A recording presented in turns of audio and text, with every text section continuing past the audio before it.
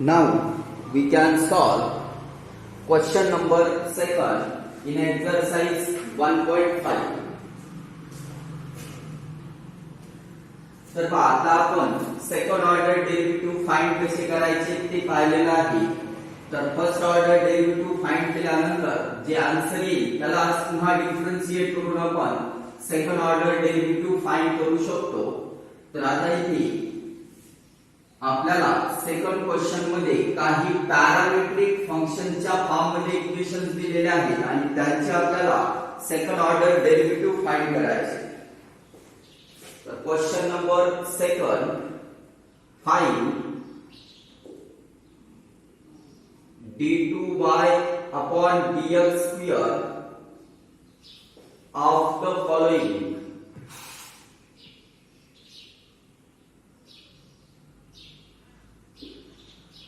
तर खाली जे फंक्शन्स दिलेले आहेत तर त्यांचे आपल्याला सेकंड ऑर्डर डेरिव्हेटिव्ह फाइंड करायचे.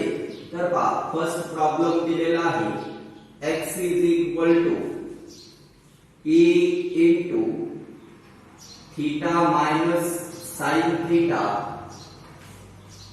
comma y is equal to a into 1 minus cos theta. तर आता हे जे दोन इक्वेशन्स दिलेले आहेत तर सेकंड ऑर्डर डेरिव्हेटिव्ह फाइंड करायचा. आपल्याला सोल्युशन मध्ये अगोदर x is equal to दिलेला आहे a into theta minus sin theta, याला the equation first. y is equal to दिलेला आहे a into 1 minus cos theta, याला the equation second. Now differentiate equation first and second with respect to आता parameter यामध्ये theta आहे म्हणून with respect to theta. तर dx upon d theta is equal to this a constant as it is. Derivative of theta with respect to theta is 1 minus derivative of sin theta is cos theta. Equation number 3. Now dy upon d theta is equal to this a as it is 1 minus derivative of cos theta is here derivative of 1 is 0 minus in bracket derivative of cos theta is minus sin theta. So we can write dy upon d theta is equal to a into sin theta minus into minus plus. This is equation number 4. Now we have to first find dy upon dx. By using parametric function formula, we can write dy upon d theta upon dx upon d theta. आता dy upon d theta याची value आहे a into sin theta divided by dx upon d theta a into 1 minus cos theta.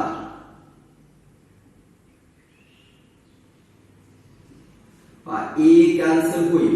तर न्यूमरेटरला sin theta आणि डिनॉमिनेटरला 1 minus cos theta. तर sin theta साठी आपल्याला formula माहिती आहे 2 sin theta by 2 into cos theta by 2 आणि 1 minus cos theta साठी 1 minus cos theta. यासाठी फॉर्म्युला आहे 2 sin square theta by 2. तर dy upon dx is equal to न्यूमरेटरला sin theta च्या ठिकाणी लिहायचे आपल्याला फॉर्म्युला यूज करून 2 sin theta by 2 into cos theta by 2 divided by 1 minus cos theta च्या ठिकाणी 2 sin square theta by 2. हे 2 कॅन्सल होईल sin theta आणि स्क्वेअर कॅन्सल होईल. तर आपल्याला इथे cos theta by 2 upon sin theta by 2 भेटल. तर cos theta by 2 आणि sin theta by 2 यांचं जर डिव्हिजन असेल तर dy by dx is equal to आपल्याला लिहिता येईल cot थीटा बाय 2. याला जो इक्वेशन नंबर 5. तर फर्स्ट ऑर्डर डेरिव्हेटिव्ह आलेला आहे दिलेल्या पॅरामेट्रिक फंक्शनचा cot थीटा बाय 2. याला थोडं व्यवस्थित लिहितो cot थीटा अपॉन 2. तर हे आहे इक्वेशन 5. आता इथे आपण व्हॅल्यूज पुट केलेल्या आहेत इक्वेशन 3 आणि 4 वरून. तर इथे लिहू शकतो फ्रॉम इक्वेशन 3 and 4. तर आता आपल्याला d2y upon dx square find करायचे. तर dy बाय dx ला अगेन डिफरन्शिएट करावं लागेल. तर इथे मी लिहितोय differentiate equation 5 with respect to. आता इथे पॅरामीटरचा विचार करायला चालत नाही. d2y बाय dx स्क्वेअर हे ऑब्जेक्ट कधी होईल ज्यावेळेस आपण या फिफ्थ इक्वेशनला डिफरन्शिएट करू विथ रिस्पेक्ट टू x. तर differentiate equation 5 with respect to x. dy dx of dy upon dx is equal to dy dx of cot theta by 2. cot theta by 2 चा derivative find करायचा आहे. तर cot theta by 2 चा derivative आपल्याला माहिती आहे फॉर्म्युल्यानुसार standard formula use व्हायला आहे. तर cot theta by 2 चा derivative minus cosec square theta by 2 into derivative of this theta by 2 is 1 by 2 into derivative of theta. आता इथे थीटाचा डेरिव्हेटिव्ह का घ्यावा लागतो.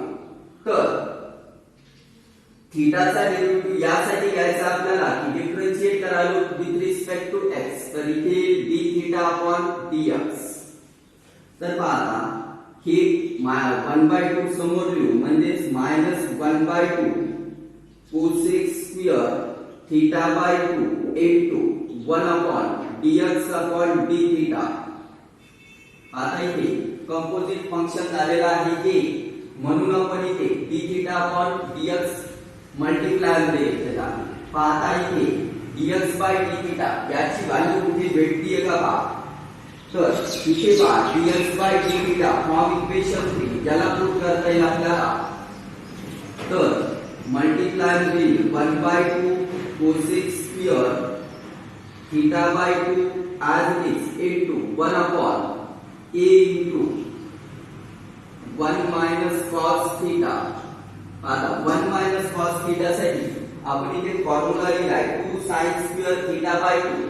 तर इथे आपण पुट करू शकतो 2 sin square theta by 2 minus 1 by 2 हे a मल्टिप्लाय मध्ये आहे 2a cosec square theta by 2 into 1 upon 2 sin square theta by 2. आता पुन्हा हे 2a या 2 च्या मल्टिप्लाय मध्ये म्हणजेच हे होईल minus 1 upon 4a into cosec square theta by 2 into reciprocal of sin square theta means cosec square theta. तर इथे थीटा बाय 2 आहे minus 1 upon 4a into cosec square into square that is index is 4 theta by 2. This is d2y upon dx square. This is the final answer of problem number first. Question second, exercise 1.5.